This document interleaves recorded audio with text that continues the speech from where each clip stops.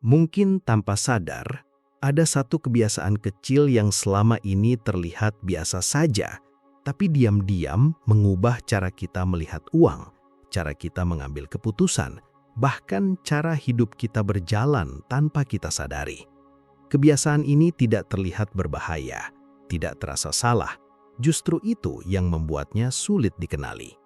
Banyak dari kita merasa sudah berusaha keras, sudah bekerja lebih lama, sudah mencoba lebih disiplin, tapi tetap saja hasilnya terasa sama.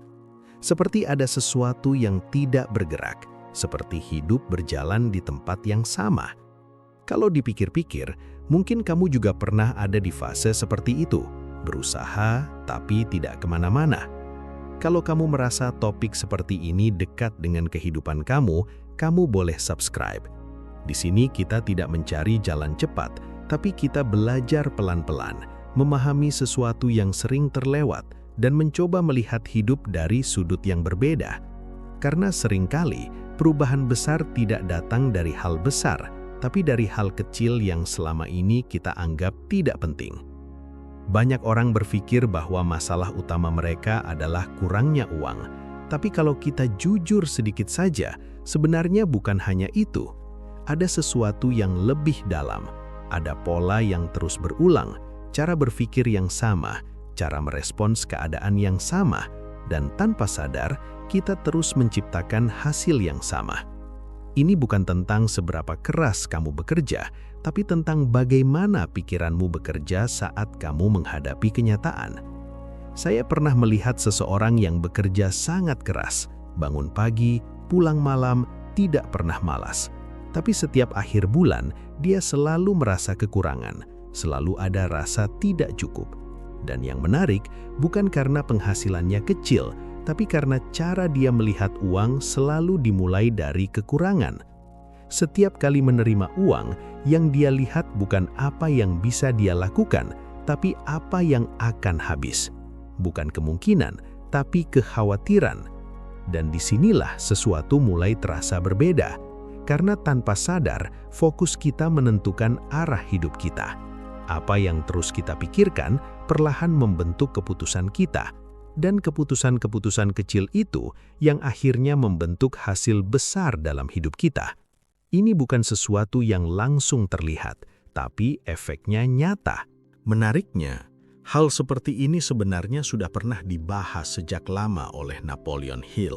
Bukan sebagai sesuatu yang rumit, tapi sebagai pola sederhana yang sering diabaikan. Banyak orang membaca, banyak yang tahu, tapi sedikit yang benar-benar memperhatikan bagaimana hal ini bekerja dalam kehidupan sehari-hari mereka. Sekarang, coba kamu perhatikan sebentar. Saat kamu memikirkan uang, apa yang pertama kali muncul di pikiranmu? Apakah peluang atau kekurangan? Apakah rasa tenang atau kekhawatiran? Jawaban dari pertanyaan sederhana ini sebenarnya sudah memberi petunjuk besar tentang apa yang sedang terjadi dalam pikiranmu selama ini. Saya penasaran, kamu pernah merasa seperti ini? Kadang kita tidak menyadari bahwa cara kita berpikir itu seperti lensa. Lensa itu menentukan bagaimana kita melihat dunia, termasuk bagaimana kita melihat uang. Kalau lensa itu dipenuhi rasa kurang, maka apapun yang kita lihat akan terasa kurang. Bahkan saat ada peluang, kita tidak melihatnya sebagai peluang, tapi sebagai risiko. Saat ada kesempatan, kita lebih cepat melihat kemungkinan gagal daripada kemungkinan berhasil. Tanpa sadar, kita tidak benar-benar kekurangan uang, kita kekurangan cara pandang yang tepat terhadap uang. Dan di titik ini, banyak orang mulai merasa bingung, karena dari luar semuanya terlihat normal. Tidak ada kesalahan besar, tidak ada keputusan yang terlihat fatal, tapi hasilnya tetap sama. Itu karena masalahnya bukan di tindakan besar, tapi di pola kecil yang terus diulang setiap hari. Pola yang terlihat sepele, tapi dampaknya besar.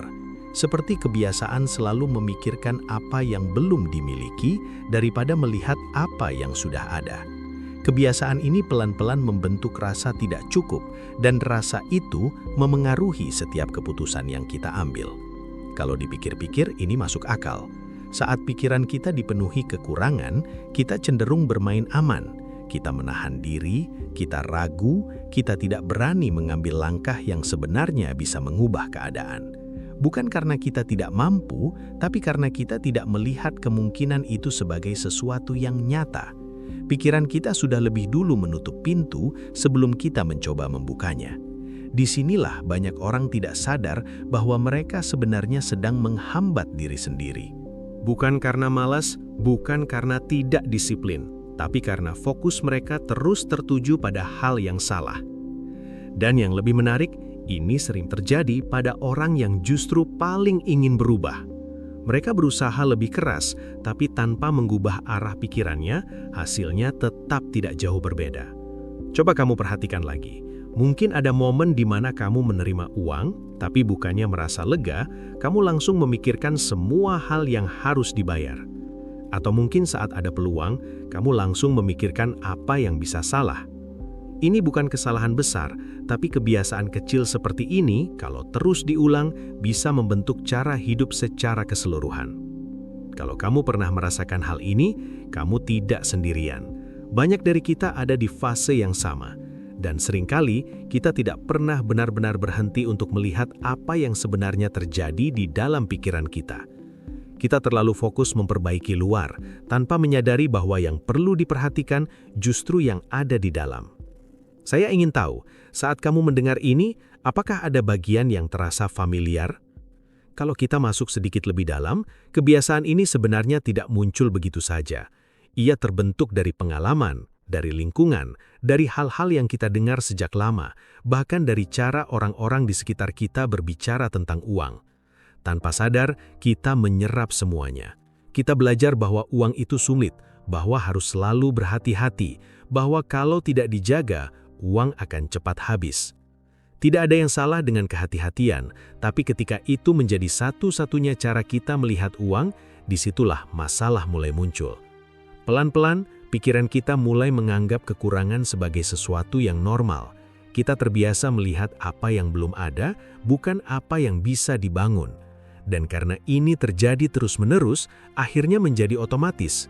Kita tidak lagi memilih untuk berpikir seperti itu, tapi pikiran itu berjalan sendiri. Inilah yang sering disebut sebagai pola bawah sadar. Sesuatu yang tidak kita sadari, tapi sangat mempengaruhi cara kita hidup. Napoleon Hill pernah menekankan bahwa apa yang terus-menerus kita pikirkan akan membentuk keyakinan, dan keyakinan itu, tanpa kita sadari, akan mempengaruhi tindakan kita. Bukan secara langsung, tapi secara halus. Kita menjadi lebih ragu, lebih lambat mengambil keputusan, atau bahkan melewatkan kesempatan yang sebenarnya sudah ada di depan kita. Semua itu bukan karena kita tidak mampu, tapi karena kita tidak melihatnya sebagai sesuatu yang mungkin. Coba kamu bayangkan ini. Dua orang berada di situasi yang sama, dengan peluang yang sama, tapi satu orang melihatnya sebagai kesempatan, sementara yang lain melihatnya sebagai risiko. Hasilnya akan berbeda, bukan karena keadaan, tapi karena cara mereka melihat keadaan tersebut. Dan cara melihat itu berasal dari kebiasaan berpikir yang sudah terbentuk sebelumnya. Yang membuat ini sulit adalah karena kebiasaan ini terasa benar. Kita merasa sedang realistis, sedang berhati-hati, sedang berpikir matang. Padahal di balik itu, kita mungkin sedang membatasi diri sendiri. Kita menutup kemungkinan sebelum benar-benar melihatnya. Dan karena itu terjadi secara halus, kita jarang mempertanyakannya. Di titik ini, penting untuk tidak menyalahkan diri sendiri, karena ini bukan tentang siapa yang salah, tapi tentang apa yang belum kita sadari. Banyak dari kita tumbuh dengan pola yang sama, jadi wajar kalau kita membawa pola itu sampai sekarang. Yang menjadi penting adalah, apakah kita mau mulai melihatnya dengan cara yang berbeda? Beberapa pembahasan seperti ini biasanya tidak saya bahas terlalu dalam di video publik. Kalau kamu merasa ini bermanfaat dan ingin memahami lebih dalam lagi, kamu boleh bergabung sebagai member. Di sana kita bisa membahas hal-hal seperti ini dengan lebih tenang dan lebih detail. Sekarang pertanyaannya bukan lagi apakah kebiasaan ini ada atau tidak, Tapi apakah kita mau mengubah arah dari kebiasaan tersebut? Dan kabar baiknya, perubahan itu tidak perlu besar. Tidak perlu langsung mengubah semuanya. Cukup mulai dari satu hal kecil yang bisa kamu sadari setiap hari. Perubahan itu seringkali tidak datang dari sesuatu yang besar, tapi dari kesadaran kecil yang mulai kita ulang setiap hari. Kita tidak perlu langsung mengubah seluruh cara berpikir kita dalam satu malam. Justru yang lebih efektif adalah mulai dari satu momen sederhana, satu cara melihat yang sedikit berbeda dari biasanya. Misalnya saat kamu menerima uang, sekecil apapun itu, coba berhenti sebentar. Jangan langsung berpikir tentang apa yang akan habis, tapi perhatikan dulu bahwa ada sesuatu yang datang. Rasakan bahwa ada aliran, ada pergerakan.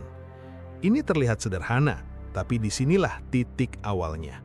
Pelan-pelan, kita melatih pikiran untuk tidak hanya fokus pada kekurangan, tapi juga melihat apa yang sudah ada.